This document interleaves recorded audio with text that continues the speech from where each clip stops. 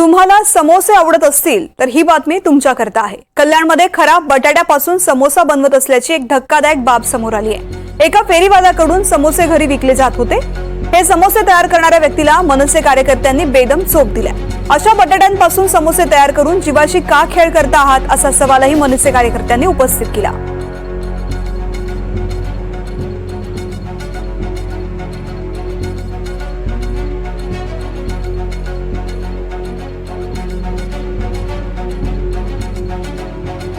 डोळ्यांनी बघितल्यानंतर आम्हाला आढळलं की समोसे पूर्णपणे बटाटे जे आहेत ते पूर्णपणे सडलेले आणि अशा ठिकाणी ठेवलेले, मुततात वगैरे अशा ठिकाणी, घाण ठिकाणी ठेवलेले, अशा अवस्थेत ठेवलेले ते बघून आमचा संताप झाला।